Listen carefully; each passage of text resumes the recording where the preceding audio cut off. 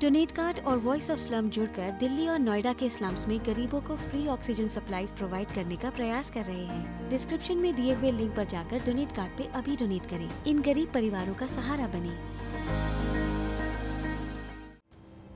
Corona को देखते हुए सरकार ने सीबीएसई की 12वीं की परीक्षा को रद्द करने का फैसला लेते हुए इंटरनल असेसमेंट के आधार पर सीबीएसई को 12वीं का रिजल्ट तैयार करने का खाका बनाने का निर्देश दे दिया है, जिससे ये तो तय हो गया है कि इस साल 12वीं की परीक्षा नहीं होगी।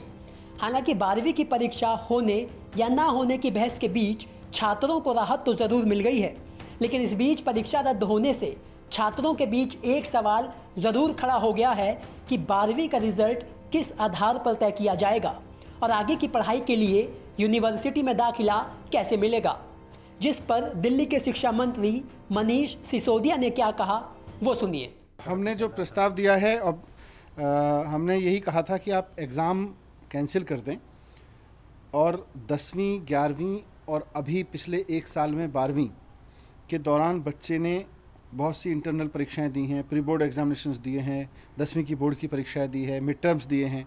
उन सब में उसकी परफॉर्मेंस के आधार पर उसका आकलन करें और उसको फिर 12वीं में उसके रिज़ल्ट डिक्लेयर करें उसके बेस पे। फिर भी अगर कोई बच्चा उससे संतुष्ट नहीं होता है तो उसको एग्ज़ाम दिलाने की कोशिश करें जब सिचुएशन ठीक हो जाए।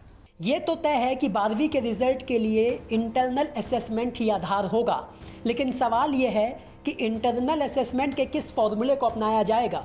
सूत्रों की माने तो सीबीएसई इन 4 फॉर्मूलों पर विचार कर सकती है, जिसमें छात्रों के रिजल्ट का मूल्यांकन उनके पिछले 3 साल का परफॉर्मेंस यानी 9वीं 10वीं और 11वीं के रिजल्ट के आधार पर बनाया जा सकता है। तो वहीं दूसरे फॉर्मूले के तहत 10वीं बोर्ड के रिजल्ट और 12वीं के इंटरनल असेसमेंट के आधार पर छात्रों का रिजल्ट तैयार किया जा सकता है।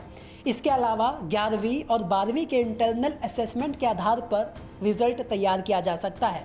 तो वहीं 10वीं की तरह ही 12वीं के लिए भी ऑब्जेक्टिव क्राइटेरिया तैयार किया जा सकता है। सीबीएसई के इंटरनल असेसमेंट की मार्किंग के आधार पर रिजल्ट बनाने को लेकर छात्रों के बीच भी अलग अलग राय है। कई छात्र इस फैसले को लेकर खुश हैं तो कईयों ने अपनी नाराजगी भी जाहिर की है। मीटिंग चल रही है, इसका क्या राय आपकी? होनी चाहिए? मेरे हिसाब से तो एग्ज़ाम होने चाहिए, क्योंकि अगर एग्ज़ाम नहीं होंगे तो हमारे जो प्री बोर्ड वगैरह और पहले के एग्ज़ाम्स वगैरह उसके बेस पे हमारे मार्क्स दिए जाएंगे और उसमें अभी उतना अच्छा हमने परफॉर्म कर नहीं पाए हैं। और हमें अगर मौका मिले तो हम बोर्ड एग्ज़ाम में अच्छा परफॉर्म कर सकते हैं और उससे हमारे मार्क्स इंक्रीज़ भी होंगे और हमारे कॉलेज वगैरह में जाएंगे तो हमारे लिए बहुत अच्छा होगा उसके लिए। हाँ, होनी चाहिए। बच्चों ने इतनी सारी प्रिपरेशन की है तो उसके अकॉर्डिंग तो होनी चाहिए ना, और जिन्होंने नहीं की उनका हमें थोड़ी ना कुछ करना, मतलब हमारी तरफ से तो होनी चाहिए। जिन छात्रों ने परीक्षा के लिए अपनी कमर कस रखी थी उनके ये सवाल जायज़ भी हैं। हालांकि फैसले में ये भी कहा गया है कि अगर कोई छात्र इंटरनल असेसमेंट के फॉर्मूले से संतुष्ट नहीं है तो उसे भविष्य में परीक्षा में बैठने का मौका दिया जाएगा।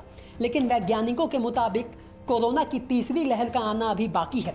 इस बीच परीक्षा देने के लिए कितना इंतज़ार करना होगा कुछ कहा नहीं जा सकता।